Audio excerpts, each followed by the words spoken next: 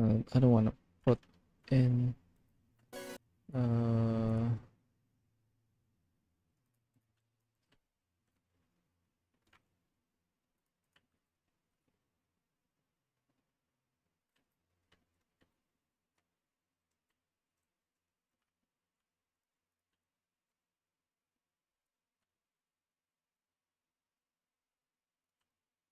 wait, hang on. I'm just gonna try to find a good video to watch while I'm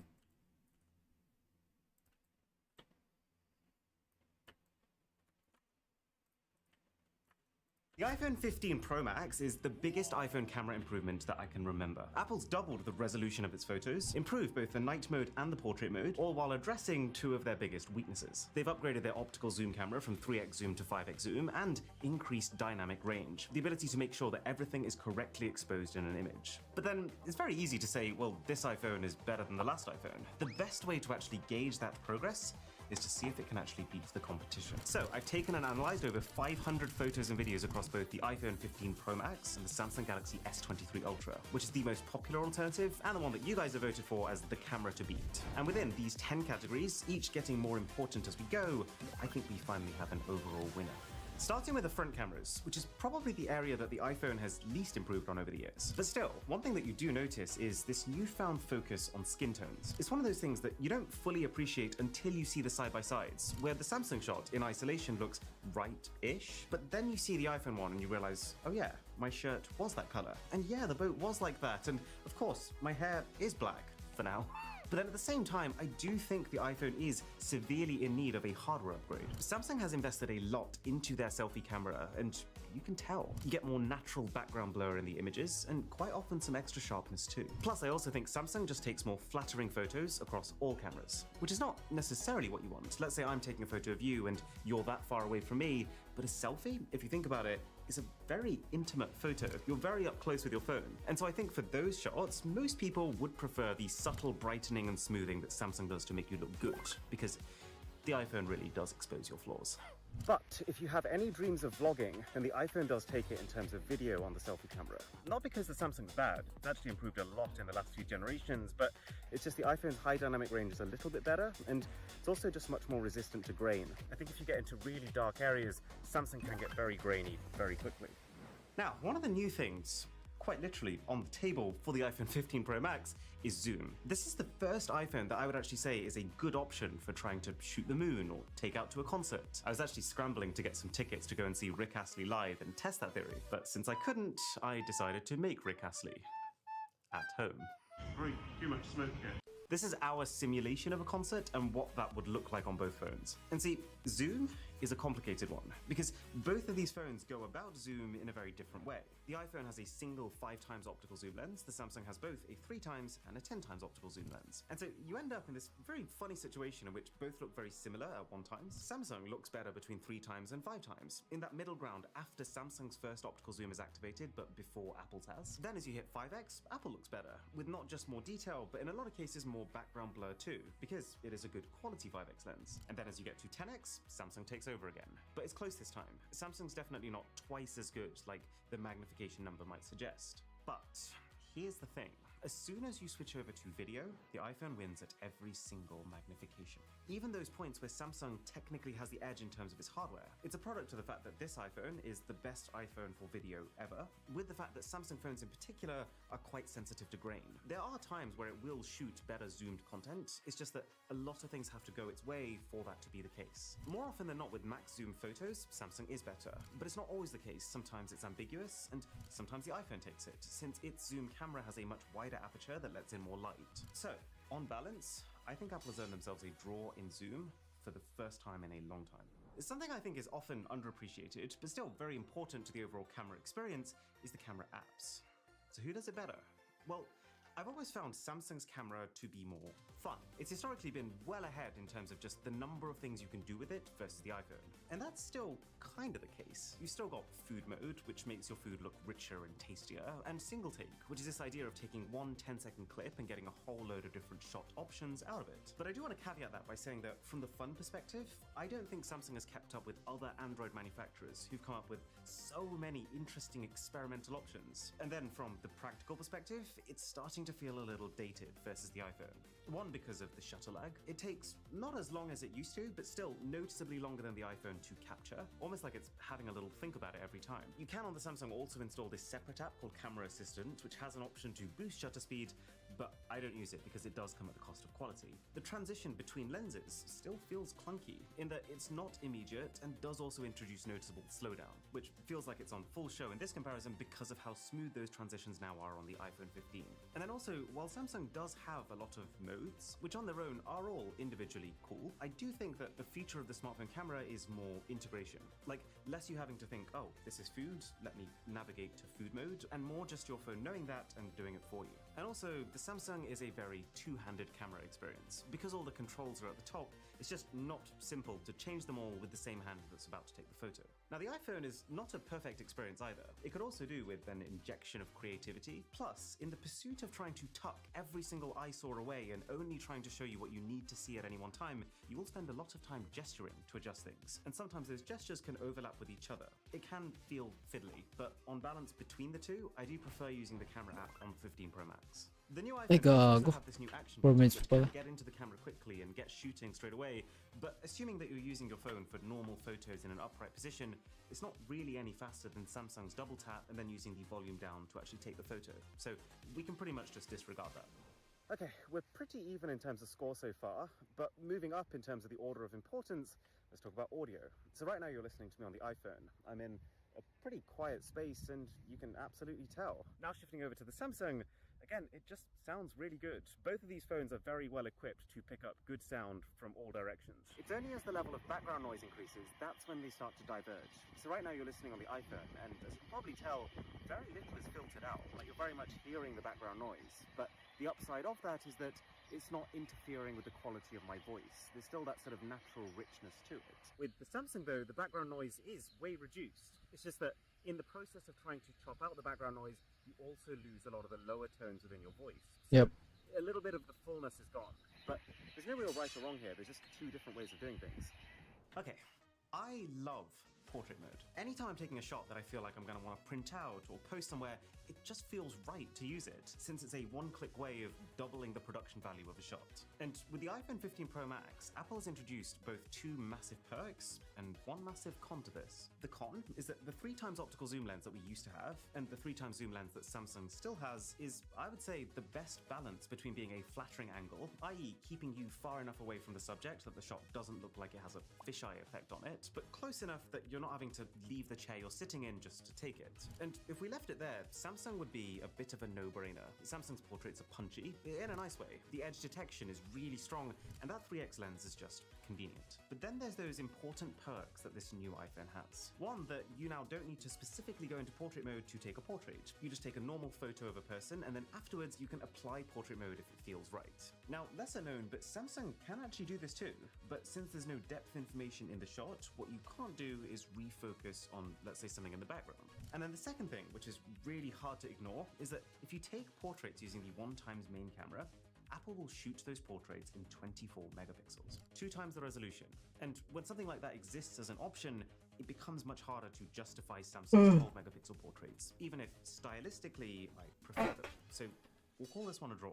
And now, just before the big three categories, let's run over special features, which is basically cinematic mode, slow-mo, and macro mode. Both phones' cinematic modes have come a long way since the features first debuted, which I was quite surprised to see on the Samsung, since the company is historically weaker when it comes to video, and also just never really talks about this feature, whereas Apple goes on about cinematic video a lot. Then you've got slow-mo, which is ironically also improving in motion. Every year getting a tiny bit better as phones let in a little bit more light and have slightly better sensors, but honestly, if only the tiniest bit of effort was put into it, with the amount of computational power on these phones right now, it could be something quite special. Do you know what? I'm just going to keep featuring slow motion in these tests, just in protest, because I just think it's wrong that it doesn't get more support. I'd say Samsung takes it Getting tired now already. It has Yeah. 960 FPS super slow-mo at the hit of a bit more quality, if you fancy doing that. Macro mode, on the other hand, is getting attention, and it's great. I have to say, I don't use it very often, but both iPhone and Samsung are very capable at it, just with different styles. The I iPhone don't think I can could play games anymore. I'm getting old, man. Jesus. Striking, but easier on the eyes. Meanwhile, Samsung processes very heavily, adding in a lot of sharpness to shots, man. which you might like, you might find offensive. All of this is to say that for all of these special features, both phones can do them. But I'll give the category to Samsung just because of that slight edge in slow-mo. But currently, Apple is beating Samsung, just like they're absolutely whipping us in the subscriber race. But when we overtake them, mark my words, I will build the biggest iPhone the world has ever seen. So a sub to the channel would be shuttily brilliant. Right, let's talk about video. Video is a category that used to be a no-brainer for the iPhone, and it's only actually since the S23 Ultra that I've even had to think about it. And you know what? Samsung's video HDR is way better than it used to be, and in a lot of cases, better than the iPhone. Like if you look here, can you see how that building is really washed out on the iPhone, but you can see it clearly here? Or like here, when I enter this cave, Samsung is able to retain the sky behind me in the way that Apple just can't. But there's 4 things in the iPhone's court, and they're 4 very important things. Look a little closer, and you'll see that the detail is higher. Even though both are filming in 4K resolution, Samsung is not quite using all of that resolution. It's close, but there's a difference. Like you'll see it if you look at my beard in this shot. Samsung sometimes misses the mark with skin tones. These new iPhone 15s in particular, it feels like they're able to just latch on to what someone actually looks like and just hold it, no matter how much the scene is changing around them. Whereas it feels like Samsung is tweaking colors based on the scene. There's both phones action mode / super steady, which are specific ultra stabilized videos that come at the slight cost of quality. There's actually another example of a phone feature that I think should just become integrated. Like the phone should be able to detect when you're moving fast enough that you need it and just switch to it. But for the time being, going into this mode, the iPhone is the only one recording a clip that you might actually want to use somewhere. This is too much of a quality hit. But I would say the biggest thing is just Samsung's grain in low light. It's enough to cripple footage that, apart from that grain, honestly would be a strong contender for best smartphone video out there. But it's just a pretty severe Achilles heel to have, against something that Apple has specifically worked on to address on their new phone. They're saying that the A17 Pro chip inside the iPhone 15 is what allows an extra layer of noise removal. And yet, some of these yearly camera improvements that you see, they end up being negligible. But this you can tell. I mean, in this scene, it was so dark, I couldn't even see where I was going. But that's kind of wild that both of these phones can, although the iPhone with a significant amount more clarity. And this is also true for photos in lower light. Now, this is not as much of a blanket win as video is, because the Samsung doesn't have that noise problem in photos. And in a lot of those middle lighting conditions, even though the phone has more shutter lag, I actually find that it's much easier to blur a photo on the iPhone. Something within Samsung's image processing does a very good job at recovering from those slight hand spasms. But assuming that you are holding the phone steady, there's 3 things that have improved on the iPhone since last time here. First is the Smart HDR, which helps a lot in night scenes because they tend to be the ones that have to balance out really bright spots within generally dark images. And to be honest, I wouldn't say that the HDR is now outright better than Samsung, but it used to be noticeably behind. It's not anymore. And there's a couple of times where I've noticed something really clever going on, which I will show you with a shot of the Microsoft Store. I took this because this is one of the most complex, challenging lighting scenarios that you could possibly conjure up. It's got a mixture of warm light on the outside, cool light on the inside, and the inside of the building is brighter than the outside. Anyway, the Smart HDR on the iPhone has factored in all of this, and it's represented the image in a way that when I took it and I was looking between the iPhone screen and the Microsoft Store behind, felt like it was spot on. But then what it feels like Samsung has done is tweaked its overall white balance using an average of the image as a whole. And by doing so, you'll notice that everything on the inside, including the Microsoft logo, has a slight blue tinge over it, and that everything on the outside, a slight red tinge that wasn't actually there in real life.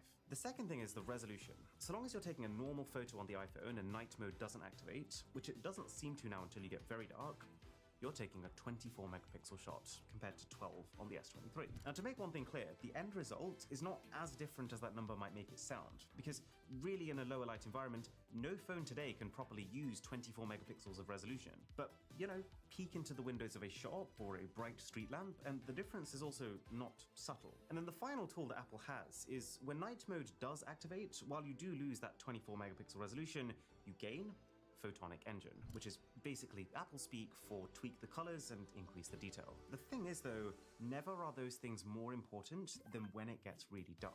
It means you'll see more stars in the sky, you'll see your objects rendered with more clarity, you'll see grass and trees looking green as they should and not red. If at any point you think that these images are doing a bad job, by the way, just bear in mind at this point, my eyes could see nothing, so they're both pretty good. So what about daytime? Daytime photos is the single most important category for most people. And you know how I said that at nighttime the iPhone struggles to take advantage of the full 24 megapixel? Well, that's not the case anymore during the day. And it's almost a bit weird that in 2023 it comes down to megapixels, but this one thing really does completely take the wind out of Samsung sails. Because yeah, you still get the usual differences in style. Samsung is more poppy, it's larger than life, it's sometimes a little too much and your face looks like a tomato.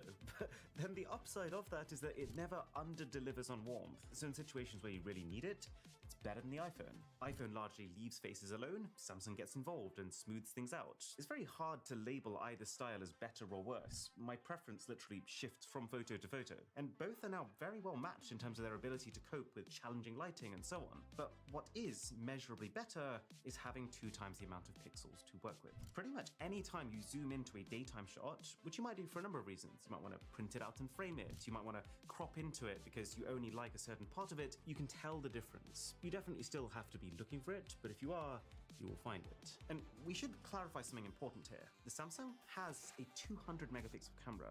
That does count for something. It means that when you really want detail, you have access to it. But I don't think many people will use the 200 megapixel mode. It takes far longer to capture, the photos take up 10 times more space, you have to turn off portrait mode and the ability to capture a motion photo, your dynamic range suffers, and your ability to shoot in low light falls. Not to mention the processing time is ludicrous. And then even if you forewent all of that, the iPhone also has a high-res mode. It's only 48 megapixel, but the end level of detail is very similar to Samsung's 200. Samsung's is a little better if you have lots of light, but then the iPhone's high-res mode overtakes it a bit as the light starts to dip. I think both of these phones' super high-res modes are off the table for most people. And what's important about the new iPhone's 24 megapixel mode is that it's the default option and that it comes with no extra compromise. Now, that advantage disappears when using the ultra-wide cameras, since both phones are using standard 12 megapixel sensors, and also the zoom as we've talked about. But assuming that you spend the vast majority of your time on the main camera, this is a big step forward with the iPhone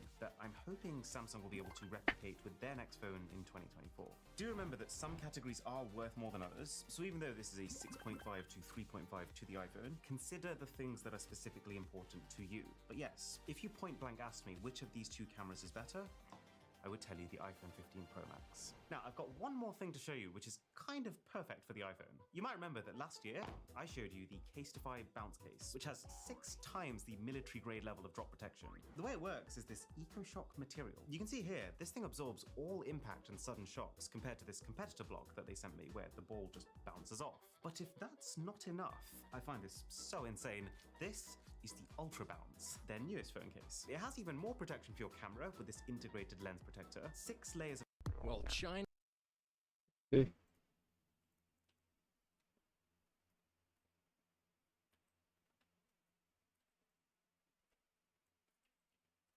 Mm.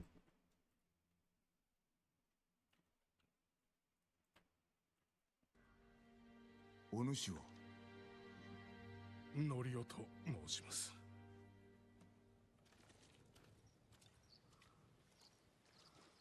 この牢におりました。6人が入るかという大きさ。いいえ、10人以上いました。少し歩こう。見せたいものがある。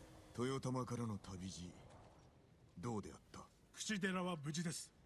赤島の楠氏の村も、麦谷も猛虎に抗っていると聞きます。敵は何千にも及びます。志村殿が戻った今、我らは勝ったも同然。戦に加わらぬか。杉寺の僧たちならばおそらく一日で召集できます。火星により皆で猛虎を海へ押し合ってやりましょう。亡くなった兄君や僧兵、皆の仇を取るぞ。敵討ちではなく平和のために戦います。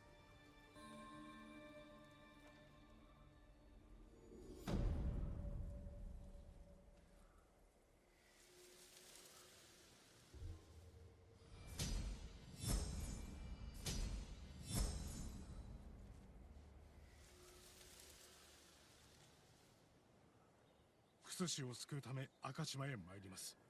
折を見て酒井様もいらっしゃってください。方針を紹介しましょう。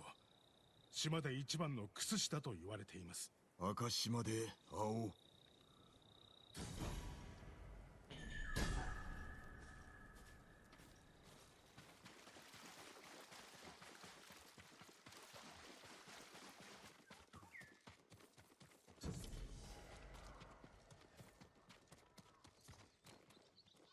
止まれ浪人。何用で参った？浪人ではない。酒井仁と申す。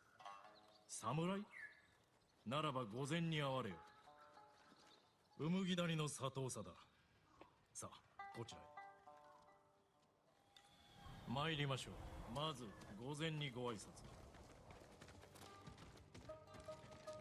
このお方が、うむぎ御前です。うむぎ谷へようこそ。猛虎に知られておらぬようですな。ありがたいことにね。ここでは争いなんて幾とせもご無沙汰。太刀を抜けばうちの者が黙っちゃいないよ。その掟を守りゃ、わけもなく切られることはないけどね。さてそれじゃあ、ご用を伺おうじゃないか。仲立ちの五郎を探しておる。なるほどね。今頃下で酒をしこたま飲んでるはずだよ。仲良くしてやりな。礼を言う。また会いたいもんだね。あんたとは助け合えそうだ。お主が五郎か。だったらどうだったんだい。そういうあんたは酒井と申す。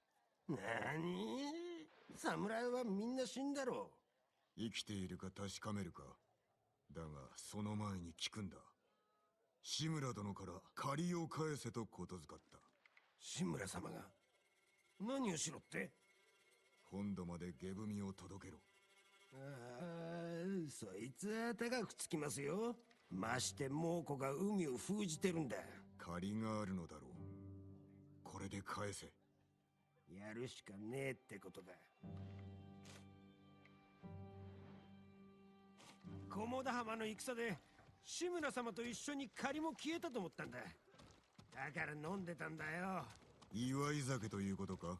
弔い酒だ。俺らなんかを守るために大勢が死んだんだからな。だろ。島の民すべてを守ると誓った。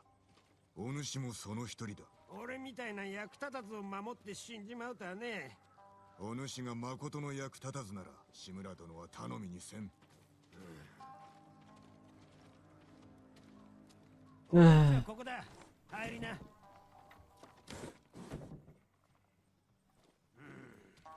もうこの囲みはやすやすと抜けられねえだろう I'm な。 starting to pass out. I'm gonna go off after this. Let's go. ご当人だ。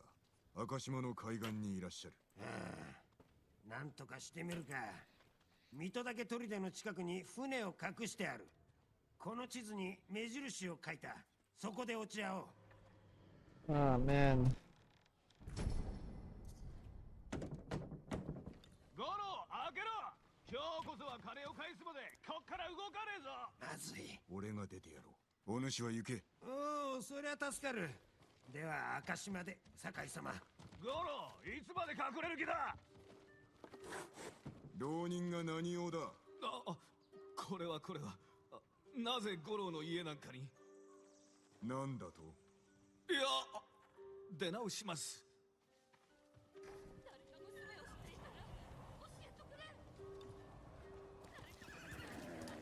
I wanna play this game. 戻ったな。守備は。はい。 Too bad it's not on PC.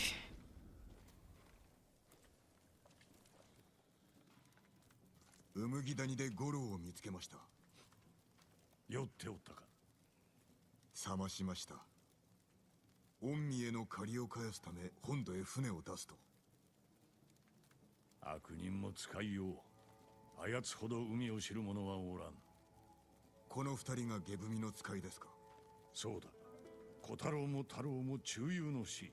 鎌倉への書状を託すにふさわしい。五郎曰く近くで落ち合い船へ案内するとのこと。宵闇に紛れて立つぞ。その時までに戦支度を済ませろ。はい、叔父上。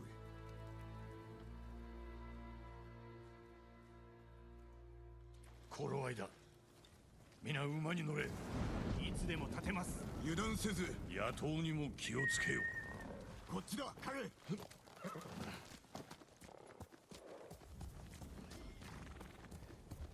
その顔、聞きたいことがあるようだな。申してみよ。五郎と知り合ったいきさつは。ご金星の殻の絹を売っておったのを捕らえてな。絹を燃やし放免してやった。罰する代わりに恩を売ったのですね。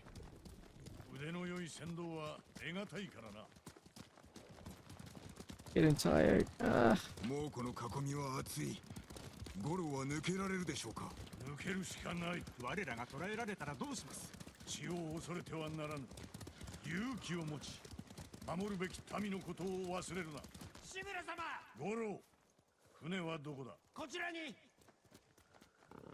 生きてらっしゃったとはよかった。よく引き受けた。見直したぞ。まあやるにはやりますが、岸を離れることなく沈められちまうかもしれませんよ。物見の兵が船にぎょうさんいますから。では奴らの気を他にそらさねばな。止まれ。ここからは歩く。水戸だけ取りで我が父が槍川家から奪ったものだ。今や猛虎の砦。侍が二人で奪い返せば肝を冷やすだろうな。砦の中で騒ぎを起こせば、船の物見も目を向けるはずだ。五郎、これより我らは砦に押し入ってくる。その隙に船を出せ。ダメです。死ぬおつもりですか？いいから下踏みを届けろ。馬では気づかれる。歩いて行くぞ。よいな酒井。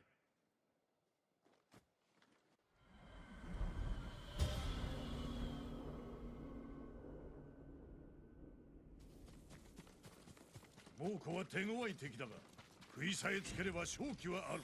それだけで砦を落とせますか？多勢といえど一斉にはかかってこられまい。幾度敵の不意をつけると。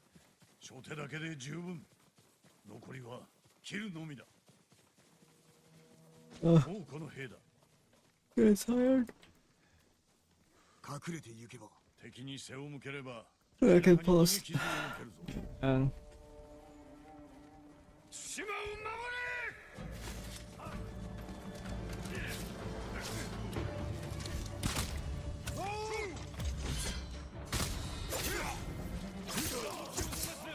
橋を渡るぞ。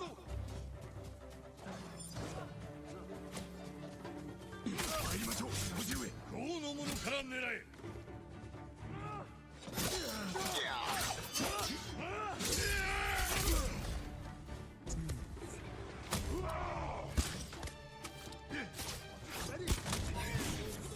門から新手が来ます。すぐに討ち取れ。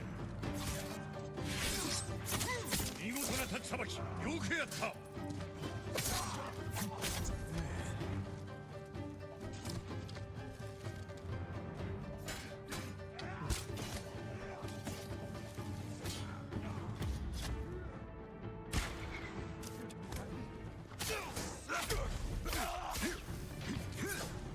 そやつで最後だ。行くぞ、門へ進む。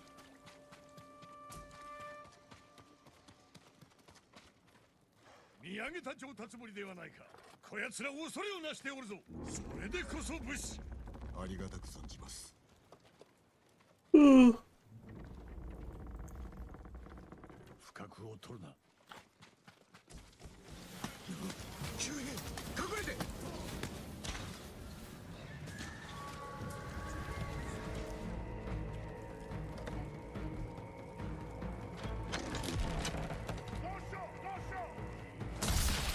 左だ。次はあそこだ。陣、櫓へ行くぞ。切り捨てろ。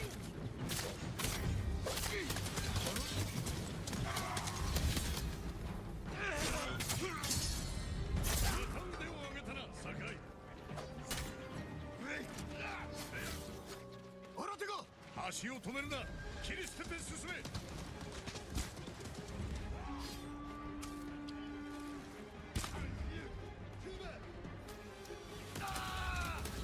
これは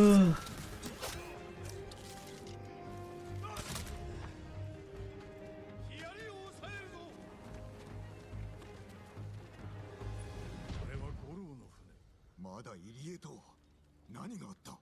船。猛虎に見つかったな。奴らの船に追われればひとたまりもなかろう。いえ、我らがおります。それにこのヒアリも。敵の兵器だぞ。それを使うと今は味方の命が肝心。操れるのだな。やってみせます。猛虎の船を潰せ。砦の兵は任せろ。叔父上、ここで死ぬつもりはないがな。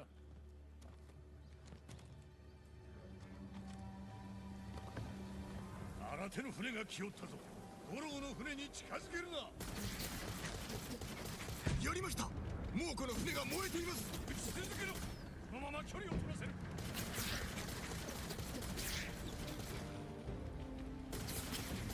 くやった。ゲブミを頼んだぞ。やりました。さすがだちん。一度ならず猛虎の狙いをくじくとは。叔父上の教えに恥じぬようにと。それどころではない。まこと立派になったもの。成長したな。あのゲブミには上心もしたためてある。 Ah, tapos na pala. お前を志村の後継ぎにすると。 Okay, I'm done for today. I mean, grinding. So tired, dude. 常にそなたを後継ぎと思っておったが、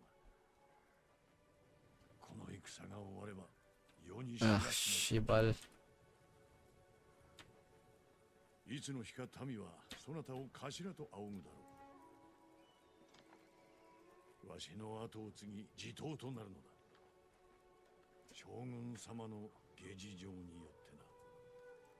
私が務めを果たせるでしょうか。果たせるとも。援軍が着くまでの間もことを進めておかねばな。お考えが。堺家の鎧を I cannot fall asleep yet. I have Miss Garmot. 義のある友と Ah, shit. ユナに会い、大見村で Okay, I think that's enough. I'm going to bed. Fuck this. 素晴ら